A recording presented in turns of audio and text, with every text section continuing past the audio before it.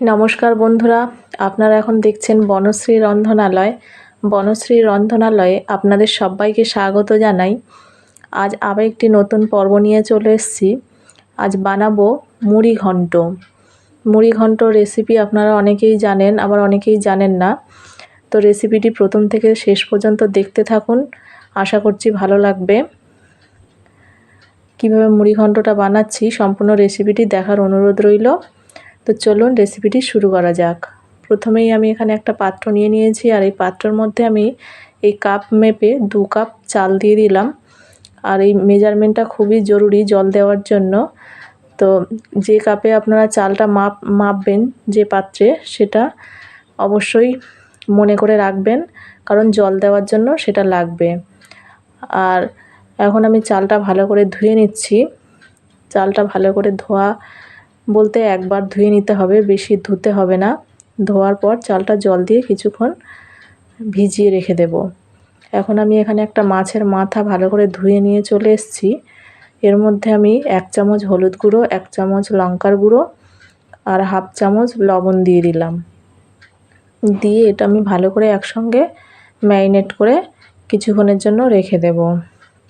আর হলুদ, লবণ, লঙ্কার গুঁড়োটা ভালো করে মিশিয়ে নিতে হবে। এরকমভাবে সমস্ত মাছের মাথায় যাতে লাগে, হাত দিয়ে ভালো করে এরকমভাবে মাখিয়ে নিতে হবে। তো এটা এখন আমার ভালোভাবে মাখানো হয়ে গেছে। এটা আমি কিছুক্ষণের জন্য রেখে দেব এইভাবে। এখন আমি এদিকে পেঁয়াজ, কাঁচা লঙ্কা, টমেটো, আদা, রসুন এগুলো কেটে নিয়েছি। এদিকে কড়াইও গরম হয়ে গেছে। কড়াইয়ের মধ্যে সর্ষের তেল দিয়ে দিলাম, একটু বেশি পরিমাণে তেল দিয়ে দিলাম, কারণ আমি মাছের মাথাগুলো ভেজে নেব। সেই জন্য একটু বেশি পরিমাণে তেল দিয়ে তেলটা ভালো করে গরম করে নেওয়ার পর আমি মাছের মাথাগুলো দিয়ে দিলাম, দিয়ে ভেজে নেব ভালোভাবে। তো মাছের মাথার একটা সাইড আমার ভাজা হয়ে গেছে, এখন উল্টে আরেকটা সাইড ভেজে নেব। তো এইভাবে মাছের মাথাটা আমার সম্পূর্ণ ভাজা হয়ে গেছে, দেখতেই পাচ্ছেন ভালোভাবে ভাজা হয়ে গেছে। এখন আমি এগুলো তুলে নিচ্ছি। আর এই মাছের মাথা দিয়ে মুড়ি ঘন্ট রেসিপিটি একবার বাড়িতে খেয়ে দেখবেন, আশা করছি খুবই ভালো লাগবে। খুবই সুস্বাদু আর মুখরোচক একটা রেসিপি। তো এখন আমার মাছ ভাজা হয়ে গেছে। ওই মাছ ভাজার তেলের মধ্যে আমি গোটা গরম মশলা আর একটা শুকনো লঙ্কা ফোড়ন দিয়ে দিলাম। গোটা গরম মশলার মধ্যে এলাচ, লবঙ্গ, দারচিনি ছিল, 2টো এলাচ, 2টো লবঙ্গ আর 1 টুকরো দারচিনি। এখন আমি এর মধ্যে একটা বড় সাইজের পেঁয়াজ এরকমভাবে ঝিরি করে কেটে নিয়েছি। পেঁয়াজটা নেওয়ার পর তেলের মধ্যে দিয়ে একটু ভাজা করে নিচ্ছি। আর পেঁয়াজটা যেহেতু আমি ঝিরি করে কেটেছি, সেই জন্য খুন্তি দিয়ে একটু নাড়াচাড়া করে খুলে দিলাম সবগুলো, যেহেতু আটকে ছিল একসঙ্গে। সেগুলো খুলে দিয়ে এখন একটু ভাজা করে নিচ্ছি পেঁয়াজটা একটু ভালো করে ভাজা করে নেব। এভাবে পেঁয়াজ আমার ভালো করে ভাজা করা হয়ে গেছে। এর মধ্যে আমি যে আদা রসুনটা গ্রেট করে রেখেছিলাম সেটা দিয়ে দিলাম। আমি 7-8টা রসুনের কোয়া আর 1 ইঞ্চি মতো আদা গ্রেট করে রেখেছিলাম, সেটা দিয়ে দিলাম। দিয়ে আবার একটু নাড়াচাড়া করে দিচ্ছি। পেঁয়াজ, আদা, রসুনটা ভালো করে ভাজা হয়ে গেছে। এখন এর মধ্যে আমি একটা বড় সাইজের টমেটো আর 7-8টা কাঁচা লঙ্কা কেটে রেখেছিলাম। কাঁচা লঙ্কাগুলো মাঝখান থেকে চিড়ে নিয়েছি, আর টমেটোটা এরকম লম্বা করে কেটে নিয়েছি। নিয়ে এগুলো এখন সব কিছু একসঙ্গে কষিয়ে নিচ্ছি একটু। আর টমেটোটা বেশি গলাবো না, টমেটোটা এরকম গোটা থাকলেই ভালো লাগবে। তো এর মধ্যে এখন আমি 1 চামচ কাশ্মীরি লঙ্কার গুঁড়ো, 1 চামচ হলুদ গুঁড়ো, 1 চামচ ধনের গুঁড়ো, স্বাদ অনুযায়ী লবণ আর 1 চামচ জিরের গুঁড়ো দিয়ে দিলাম। আর আমি এখানে কাশ্মীরি লঙ্কার গুঁড়ো ব্যবহার করেছি, যেহেতু অনেকগুলো কাঁচা লঙ্কা, শুকনো লঙ্কা ব্যবহার করেছি, সেই জন্য আমি এখানে কাশ্মীরি লঙ্কার গুঁড়ো দিলাম। দেওয়ার পর আমি সমস্ত কিছু উপকরণ একসঙ্গে ভালো করে কষিয়ে নিচ্ছি। এইভাবে ভালোভাবে কষিয়ে নিতে হবে সমস্ত উপকরণ।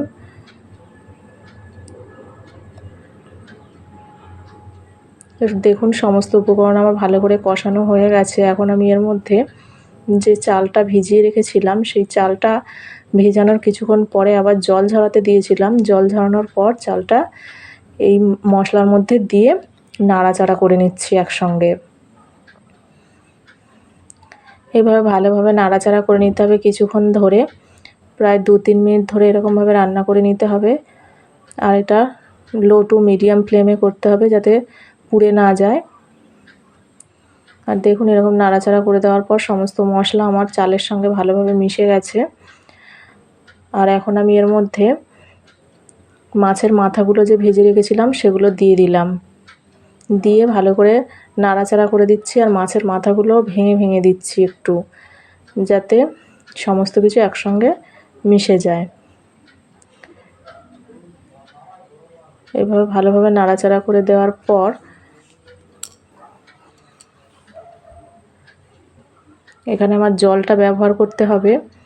আর জলটা আমি বলেছিলাম যে কাপ মেপে আমি চাল দিয়েছিলাম, আর আপনারা যে পাত্র মেপে চাল দেবেন সেই পাত্রে যে পাত্র চাল হবে তার ডবল পরিমাণ জল হবে, তাহলেই রেসিপিটা একটু ঝরঝরে হবে। তো আমি ওখানে 2 কাপ পরিমাণ চাল ব্যবহার করেছিলাম, তা 2 কাপ চালের জন্য আমার এখানে 4 কাপ জল লাগবে।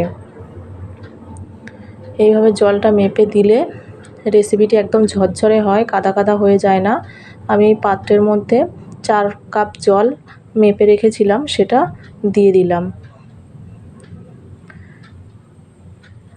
দিয়ে এখন একটু নাড়াচাড়া করে দিচ্ছি। এইভাবে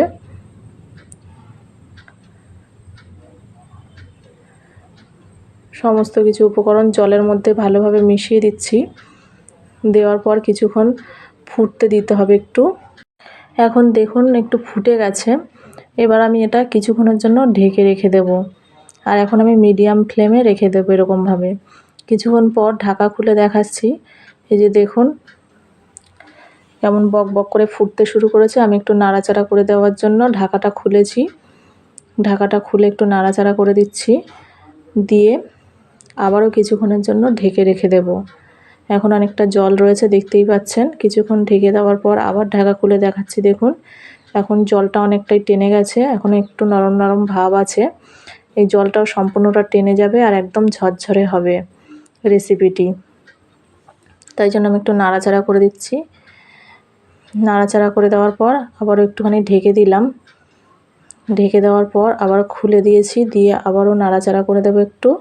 এরকমভাবে অল্প অল্প করে ঢাকা দিয়ে খুলে নাড়াচাড়া করে রেসিপিটি করতে হবে যাতে তলায় লেগে না যায়।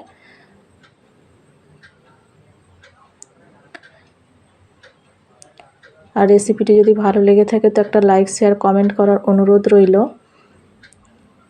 এখন আমি উপর থেকে 2 চামচ ঘি ছড়িয়ে দিলাম আর 1 চামচ গরম মশলার গুঁড়ো ছড়িয়ে দিলাম, দিয়ে আবার একটু নাড়াচাড়া করে দিচ্ছি। ঘি আর গরম মশলাটা সমস্ত উপকরণের সঙ্গে ভালো করে মিশিয়ে দিচ্ছি।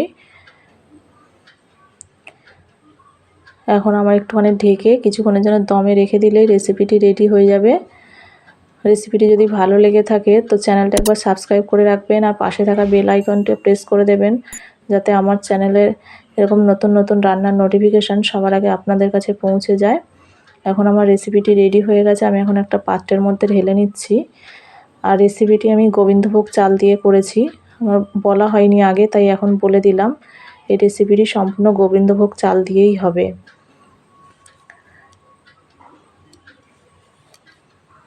দেখুন কত সুন্দর দেখতে হয়েছে, খেতে খুবই সুস্বাদু। এরকমভাবে একবার বানিয়ে খেয়ে দেখবেন, আশা করছি খুবই ভালো লাগবে। তো আজকের রেসিপি আমার এই পর্যন্ত। দেখা হচ্ছে পরবর্তী আরেকটি নতুন রেসিপিতে। ততক্ষণের জন্য সবাই ভালো থাকবেন, সুস্থ থাকবেন আর এইভাবে আমার রেসিপিগুলি দেখতে থাকবেন।